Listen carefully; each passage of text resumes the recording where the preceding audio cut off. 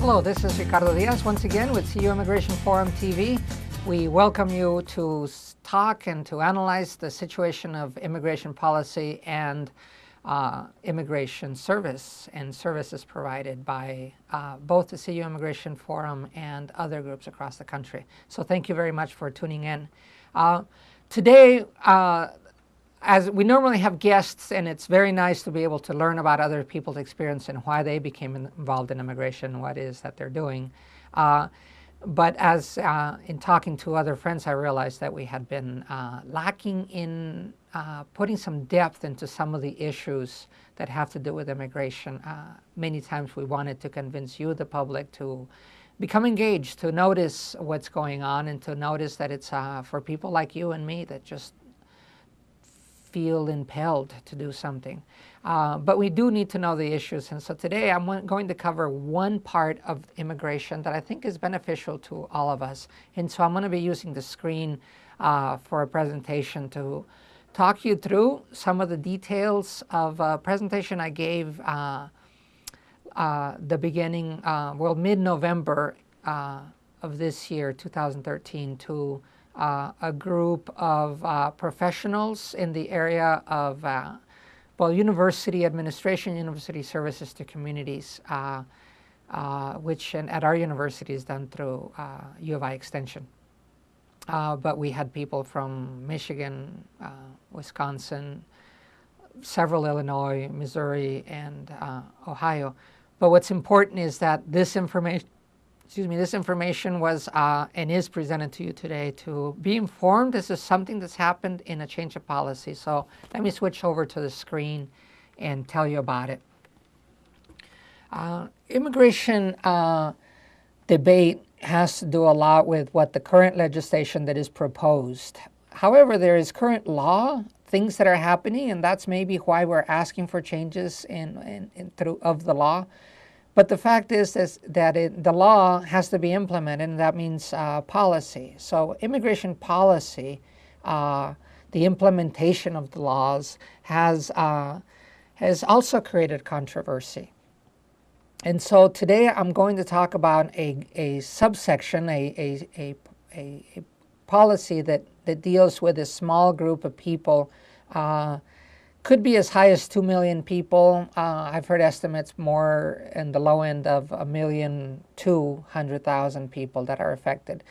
And so I'm dealing with the implications of immigration policy as DACA, workforce, ourselves, research, and then extension workers. I want to clarify, I don't think as I've ever done here on our TV show, that I'm not a lawyer, I'm not an immigration expert, and I am not necessarily an Obama praiser or basher. When it comes to immigration, I do all of the above. My expertise is in social linguistics, and yet the last few years I've been working with communities, immigrant communities, and one of the strongest of which is Latinos, and so which overlaps a lot with immigrants. And my clients in Philadelphia range from ETS, the Educational Testing Service, to University of Pennsylvania, Congreso de Latinos Unidos, and various others that I've worked with. And then in the workplace, I've worked with a group of companies, a network of companies, of contractors. And I won't use their name today. They're in private business. But I advise them as to how to grow their Latino workforce. And so I do have some experience that would let me talk about this and hopefully give insight into what the implications are for us. I have been very participant in community organizing, both locally in the CU Immigration Forum, but also in the Philadelphia, since our first big action over there was February 14th of 2006. But been involved in the community, of course, many years before that.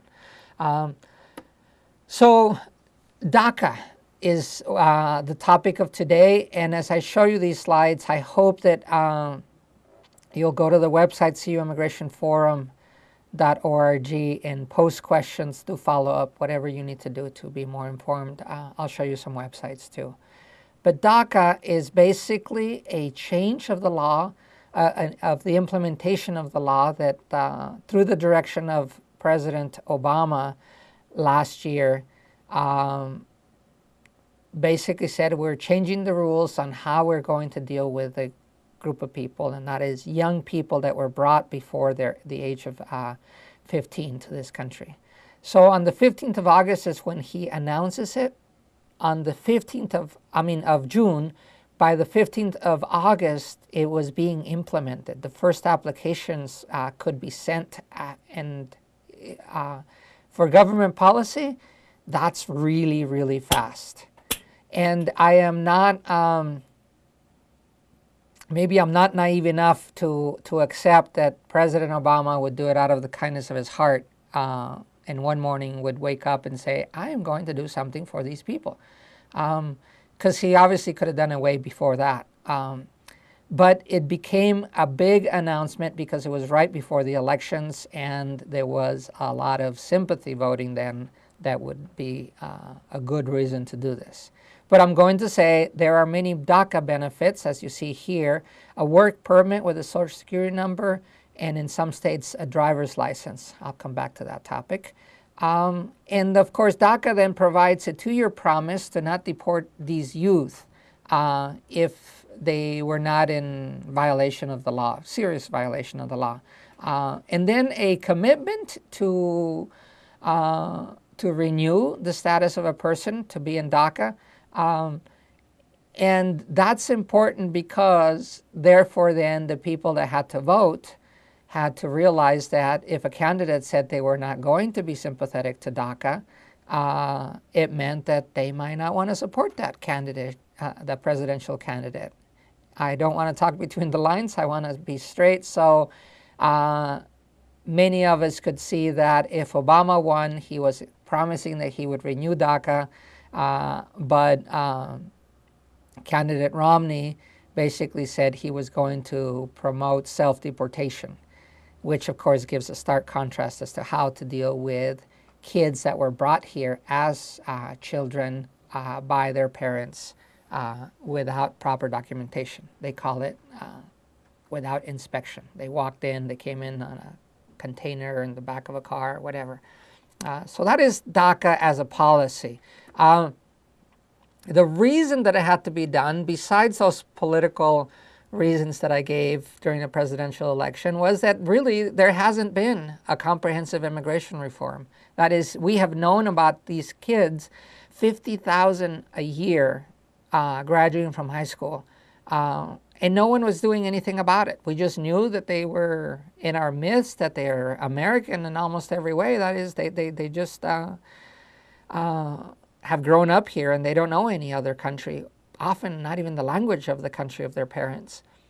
But I think what really precipitated was that many of these youth came out. They came out, they would put out a statement, they would go to big meetings and they would give a short version of their story, and then they would end with the words, and I am undocumented and unafraid. And I have to tell you, as an organizer, an old man, if you will, on this, it was very moving to sit through some of these, because my advice was always, don't put yourself at risk. You are undocumented, you are deportable, things can happen to you and your family. The young people, the kids, as I sometimes call them, just out of a need, they put themselves out there. They did sit-ins, they did, they got themselves arrested, and it happened here at the University of Illinois. Some of the kids just came out. And it was always very hard, very moving, because we did not know what the repercussions would be. We knew they weren't going to be positive. They've gone as far as being arrested, gone to jail, and in the detention centers send out notices and notes and calls to report of the ugly things that happened in deportation centers. And as soon as 2 months ago, 12 of them, I believe 12, walked across the border into Mexico and then try to walk back into the United States, to make the point that here everyone just closes their eyes to their presence, but the moment they walk out, then they try to get back in. Now the law triggers. and they got themselves arrested that way. So many have been deported, including leaders of these young people, but they're documented and unafraid. They've been putting themselves out there, and so that sets up a situation, in my opinion, one that is truly American, one that says, I'm willing to fight for what I believe to be right. So that's why I call them resource Americans, these youth. What DACA is not is a law. It's very uncertain what will happen. Even under President Obama, the Congress could pass a law that, as they tried by Representative King from Iowa, to basically defund and to negate this program. But it didn't happen. It is not also a legalization plan because these kids are still deportable. There are no pardons for if they had been in trouble with the law before, and they just wouldn't qualify. And I say no derivatives because it's not like if the kid qualifies, they can get their parents in or their little brother or whatever. It is done on a case-by-case basis, and only that person qualifies. So the families are out. And there the overlap with what some people may have heard, which is called the DREAM Act, that an act, not yet. It is still a bill. The DREAM bill in Congress of the federal, as in Washington, has not passed. And therefore, while it overlaps with a lot of the obligations and privileges, it just hasn't happened yet. It's not yet a law. In different states, including and especially Illinois for our discussion, is important because Illinois has had a type of DREAM Act. That is, the young people here have been able to go to state universities and mingle, as the rest of the residents of Illinois. They've grown up here, graduated from high school, paid their taxes, been normal residents. And so while the federal government could still apply the law to them, the immigration law, for many practical purposes in Illinois, many of these youth could function at least barely above the water, if you will, because they couldn't get licenses and other benefits that we'll see. They certainly could not get financial help or welfare or cash help from the governments, including locals and states. But in this state, they could not get a driver's license. But what's interesting, once the policy changed, DACA became implemented. Some states like Arizona went directly and said, we are not giving them licenses. They can have whatever the federal government gives them, Social Security number, or work permit, but we will not let them drive because that is a state decision. And so in Arizona, they were very clear on that. California went the other way and said, this is the un-Arizona law, in that we want them to apply, we want them to report, we want them to drive if they can pass their driver's test, and therefore they, in California, passed a law that said that they would for sure let them through. Illinois is different in that we would let them. The governor announced it, and so they presented, just like everybody else's, identification, Social Security card, and a work permit, and they would get a regular driver's license. This is different than the state law that then said every immigrant or everyone that can prove that they can drive and prove who they are and prove that they are residents can get a driver's license. And that's the topic that we've talked often about, the temporary driver's license for non-visa holders is what the state of Illinois has called it. And that's due to be implemented in December. It's a different track. It accomplishes the same thing, but it is very important to know that the DACA kids will have it in spite or in addition to what the Illinois law provides for, because they can get a regular driver's license, not one that says temporary necessarily. So anyway, so that's what DACA is not. And I want to show you, if I can, hold on, this graphic, which I may have used before, in that the path to citizenship as proposed in the recent bills, including that of the Senate, it is very harsh and full of obstacles. As it was proposed earlier this year, it would have allowed people to apply, if they met a cutoff date, if they stayed in their job and were not unemployed in any way, I think for 30 days, then they had to fill out the forms, pay lots of good money. The DACA kids pay $465 for their application. Citizenship would have been at least $1,000. But besides that, they would have to wait a long time, as little as 10 years to start getting residency. DACA doesn't even provide for that. This graphic ends with something that I really like, because it says, yeah, you're a citizen, and then they get in line again, as some people have clamored, because he asks, is this the path to the middle class? Yeah, and the line is even longer than that.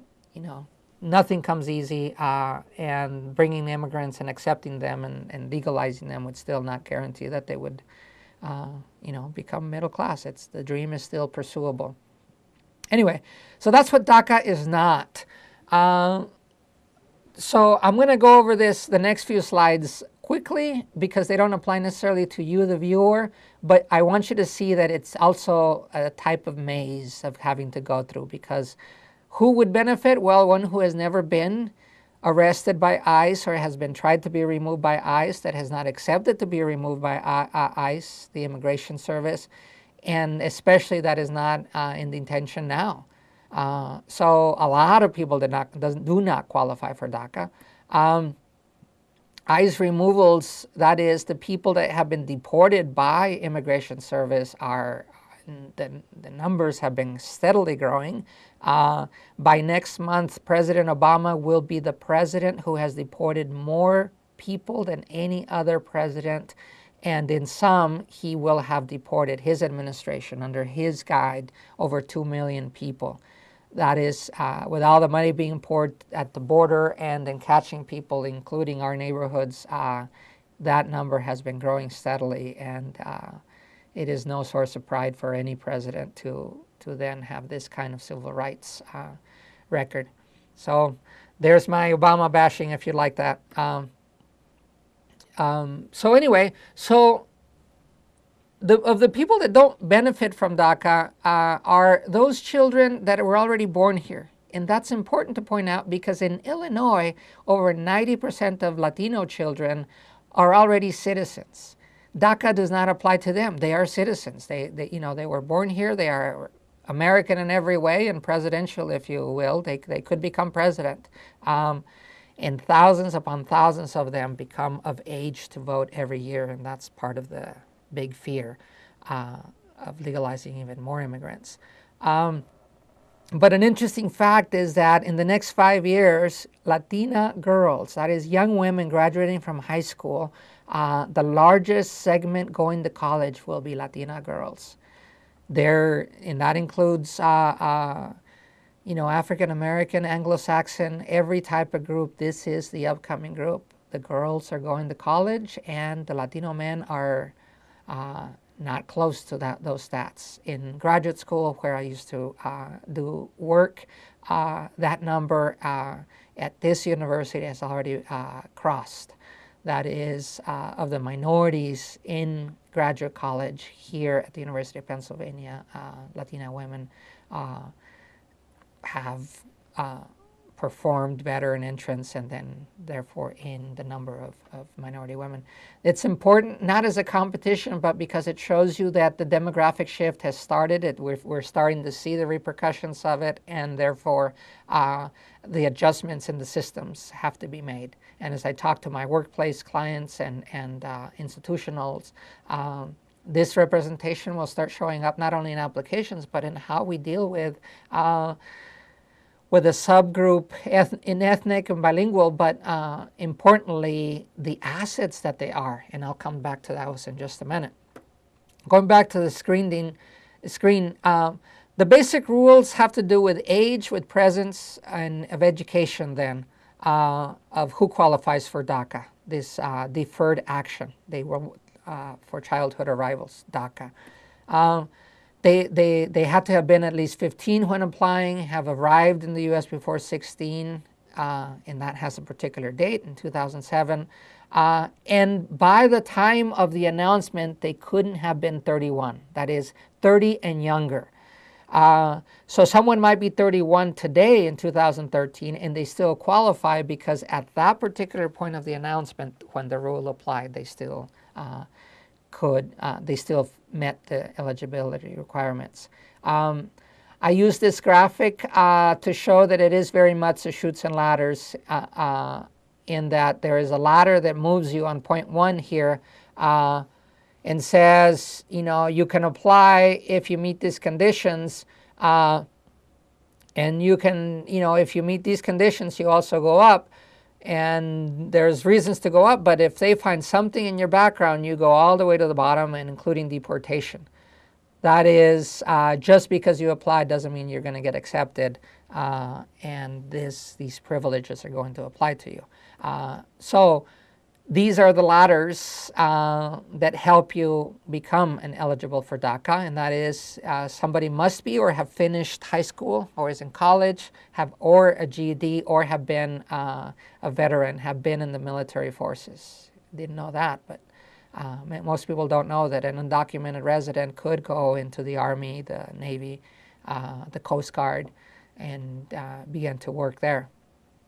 But that is a plus for being a DACA holder. They do go an extensive background check. That is, they send in all their information, documentation of every year that they've lived here, send in their fees, and then the government checks up on these young people and makes sure that they do not have a felony or a serious misdemeanor or 3 misdemeanors. I mean, it's very tight on who can go through. And so those are obstacles, and more chutes or things that you have to do. You have to prove your identity, your birth certificate. I mean, there's many ways to prove that, but they have to prove presence in every year. I'd like to share the story of a particular young man. This is New York State Youth Leadership Council, and the people that are, the kids that are involved and organized. This young man, Uriel, tells his story of how, he tried to do the right thing. He goes to an attorney, asks, how can I fix my status? And they tell him, well, because you've been here under these conditions, if you were to apply and you got approved, you would have to go out of the country for 3 to 10 years before you could come back, even if you were legalized, which discourages him. He sends his papers anyway to DACA. And then while his papers are in transit, his employer calls him up and says, you know what, your Social Security number does not match your name, and that must mean that this is not your identity, so you're fired. The young man is married, has a daughter. Right away, as you can imagine, how am I going to support my family? How am I going to do this? Things go really badly for him. He checks with his application. They say, oh, by the way, you're missing 2007. You have to prove that you were here in 2007 and you didn't send in any information. Long story to say, he goes through to prove everything that he has, clean record. In one day, many months later, May of this year, he gets a call to say that his status has changed. He goes online. They actually are very good about it because they'll send you a text if you know that there is a special form that you fill out for the government to talk to you via email or text. And so he gets a text that says his status has changed. He goes and checks, and I'll read this one because it's so hard. He says, on May 1st, I was on my computer watching a movie when suddenly I received a message from USCIS. I immediately went to check my case status and saw that it had changed from initial review to card production. No word will express how happy I became. I jumped up and down like crazy and told my wife about it. A few hours later, my deferred action was approved, and on May 3rd, I received my acceptance letter in the mail. I've been waiting 7 months for my work permit, 7 months, and finally my work permit would be in my hands on May 6th. I've been studying for my driver's license. I already started job hunting. Nothing will hold me back. Although this is not everything we wanted, we won't get citizenship with deferred action. I know for sure that this is the first step. And just like any other journey, we always start with one step at a time. Have faith, my people. Don't give up on this. Be patient, because we all eventually get there. And when you get there, it'll be the best feeling ever. It's the best feeling in the world when you get approved for deferred action. God is good, he says. This is real people. This is real people that have applied. In our area, we have helped, we have probably about 100 applications out. Several have already been approved. Last month we had, well, actually about 2 or 3 weeks ago, we had a dealing with paperwork session in which 10 more families advanced their paperwork. I can't tell you how much of a difference this makes for them, but let me change the then to back to the screen. The implications for us are very real. Who is us? It could be an employer, it could be an institution, it could be a neighbor. Because across the country, 455, as of September this year, 455,000 had sent in their applications. Several thousand had been rejected. But in Illinois, 17,000 applicants had been approved, accepted. That is, in this year alone, 17,000 youth can now get a driver's license and can work. As if you've been in watching our program before, that means that 17,000 families now have a driver in the house. They can actually move around without getting pulled over and being afraid of a policeman. And that diffuses a lot of the tension and the scary nature of going outside for any purpose. But I like to look at it in the long-term positive. In many of our institutions, we need bilingual, bicultural, biliterate individuals. These kids have grown up precisely in that situation, and just as Uriel demonstrates, they are eager to work, eager to be part of the system. So I say more power to us to be able to incorporate them. If there's ever a legalization plan, these kids have already turned in, identified themselves, every paperwork has been done. For me, they are a transition population in that this policy change only moves them forward in the sense of doing and dotting every I and doing everything that they need to do to become legitimate citizens, because they've already been residents, they've already been part of us. They will become the bridge builders in surveys and for researchers. They will become that front line to deal with people at health clinics or at educational institutions, in the schools. How many people do we need? And here they are. I say these young people are a contribution to our society. They are catalysts for growth in our economy, and certainly transition for the many kids that are to come. So I say you put up a little sign with your job application or your job posting if you need workers, and you say, we welcome DACA holders. And you might be surprised that you get one of these eager young people applying. Now you know a little bit of their background, I hope, of the hurdles that they had to go through, and it would be my prayer that we can collaborate in whatever other obstacle needs to happen so we can become the true America the Beautiful for everyone. Thank you. This is Ricardo Diaz at UC Immigration Forum TV. Until next time.